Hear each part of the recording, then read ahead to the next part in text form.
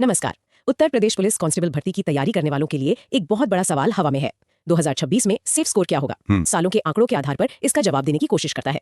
तो चलिए इन नंबर्स को थोड़ा और गहराई से समझते हैं। हाँ, और ये सिर्फ नंबर्स नहीं है, ये उन लाखों उम्मीदवारों की उम्मीदों और रणनीतियों की कहानी कहते हैं। सही बात है। ये विश्लेषण हमें बताता है कि पिछले कुछ सालों में जमीन कितनी बदल चुकी है और 2026 में जीतने के लिए क्या कुछ दांव पर लगा है। इस पूरे ट्रेंड को समझने के लिए वीडियो हमें 2018 में वापस ले जाता है। तब हालात काफी अलग थे, है ना? बिल्कुल, 2018 में 41,520 पदों के लिए करीब 22 लाख फॉर्म भरे गए थे। अच्छा, मतलब एक सीट पर लगभग 53 लोग। उस समय जनरल कैटेगरी यानी अनारक्षित वर्ग के लिए जो फाइनल कट ऑफ थी वो थी 225 नंबर, जो उस समय के हिसाब से एक अच्छा स्कोर था। हाँ, पहुंच के अंदर था, लेकिन फिर 2019 में कुछ अजीब हुआ। हाँ, पद तो बढ़कर लगभग 49,500 हो गए, लेकिन कट ऑफ गिरकर 193 पर आ गई। ऐसा क्यों हुआ? ये बहुत दिलचस्प है। 2019 में दो बड़ी वजहें थी।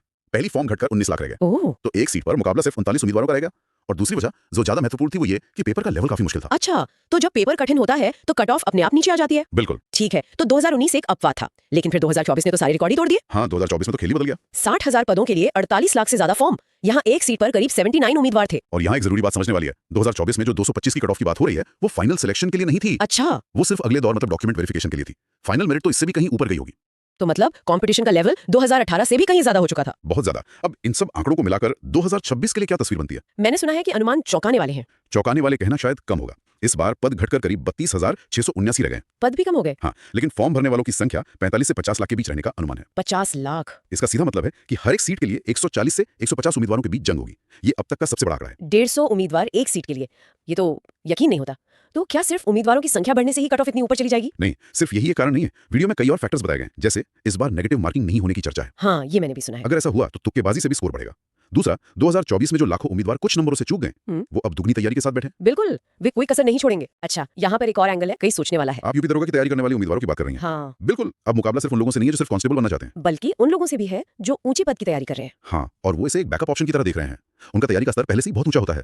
ये पूरी प्रतिस्पर्धा का लेवल ही बदल देता है। इन सब वजहों को देखते हुए सेफ स्कोर का अनुमान क्या है? ये आंकड़े सुनकर तो किसी भी उम्मीदवार को घबराहट हो सकती है। अनुमान 300 में से 245 प्लस का है। और रही घबराहट की बात, तो ये स्वाभाविक है, लेकिन वीडियो में रणनीति पर भी जोर दिया गया है। 245, ये तो 80% से भी ज्यादा स्कोर है। इस तक पहुंचने के लिए क्या रणनीति बताई गई है? सिर्फ मेहनत करो कहना तो काफी नहीं होगा। बिल्कुल नहीं।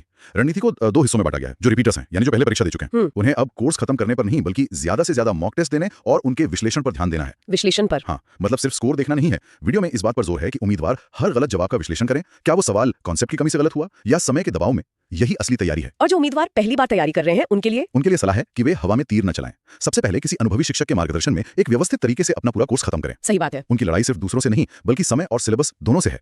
मूल मंत्र है व्यवस्थित पढ़ाई। तो कुल मिलाकर 2026 की भर्ती सिर्फ ज्ञान की परीक्षा नहीं बल्कि धैर्य और सही रणनीति की परीक्षा होने वाली है। 245 प्लस का लक्ष्य साफ बता रहा है कि कोई भी चूक बहुत भारी पड़ सकती है। सही कहा। ये विश्लेषण आंकड़ों पर आधारित है, लेकिन ये गहरा सवाल भी खड़ा करता है। क्या? जब मुकाबला इस स्तर पर पहुंच जाता है तो तैयारी सिर्फ सिलेबस पूरा करने तक सीमित नहीं रह जाती। ये एक मनोवैज्ञानिक लड़ाई बन जाती है। असल सवाल ये नहीं है कि आपको कितना आता है, बल्कि यह है कि आप उस 3 घंटे के दबाव में अपना सर्वश्रेष्ठ प्रदर्शन कैसे करते हैं।